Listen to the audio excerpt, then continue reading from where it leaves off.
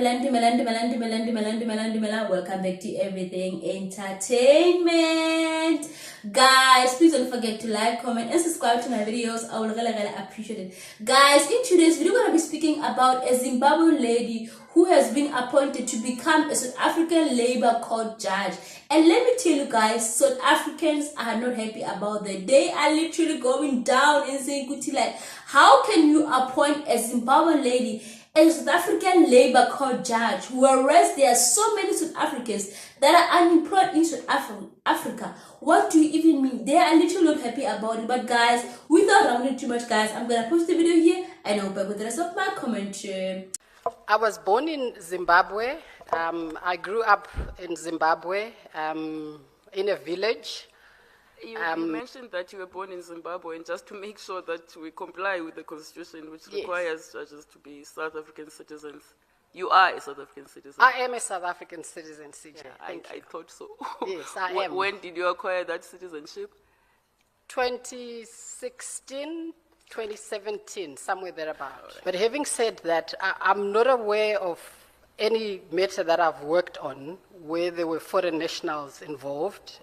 Maybe they were, but if the papers do not refer to the fact that they're foreign nationals, I have no way of knowing that. And it's your journey is an inspiration to many young women out there.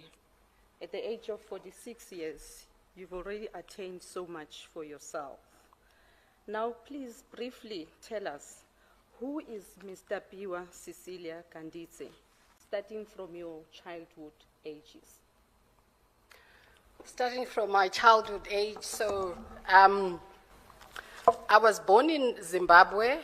I grew up in Zimbabwe, in a village, and then went to boarding school for my high school, and then went to Fort Hare University tertiary education in 1998. I don't know whether that covers what you want me to cover in your question, but in a nutshell, I come from very humble upbringing, and I've heard to work my way up to be where I am today. I don't know if that answers the question. No, I think I'm happy with your response. Thank you. At least we do have the gist now. Thank you. Who are you? Now, my next question will then be, by its nature, the labor disputes are adversarial, but alternative dispute resolutions mechanism, like the mediation and arbitration, they do play a crucial role in the labor law. How do you see the role of the Labour Court judge in promoting effective dispute resolution beyond litigations?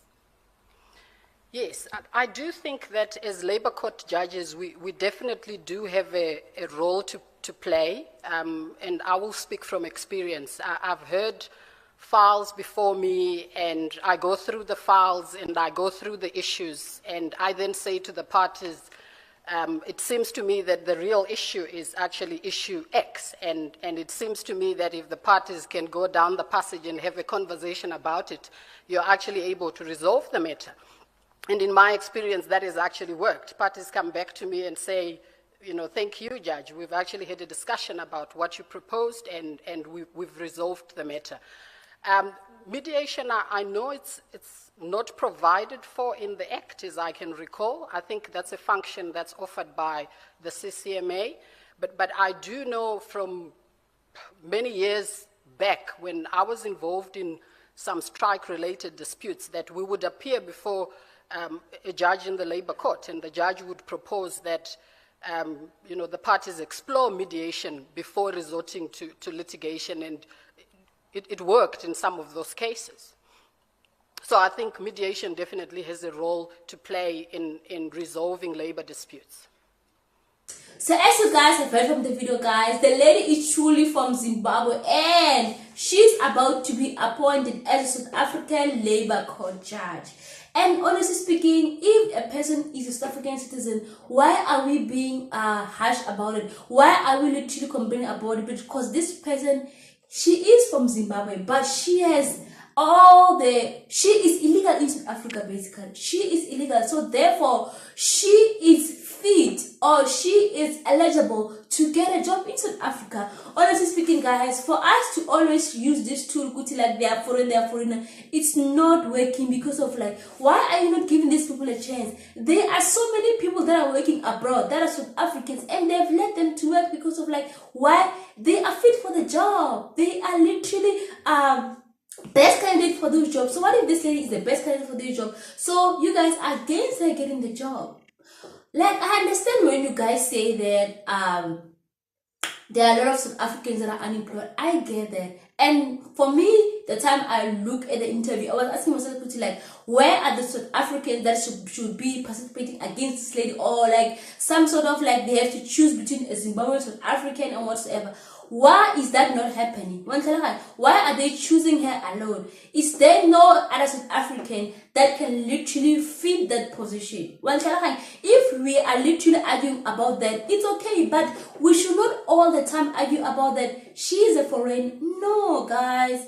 Like, let me do an example. There are a lot of teachers that are working in China, and they are from South Africa. Some of them, I know them personally. So what if China is going to decide, okay, now we're going to take all of you. You must go back home. We don't want you guys to work for us anymore. Imagine what's going to happen to our sisters. They are legal in China, guys. So it's the same thing. Like, let us treat people with respect. Honestly speaking, I don't want to lie. Like, by the time I saw the comment of people who said that she's a foreigner, I'm like, she's a foreigner. Okay. When did it become a taboo for a foreigner that is legal in the country to work in South Africa? Like, when did we get there, guys? We are literally facing so many problems like illegal foreigners. I can understand when she was illegal. Okay, fine, I was gonna get it. But this lady is paying a tax, guys. This lady is contributing to South Africa economy. So let us give her a chance.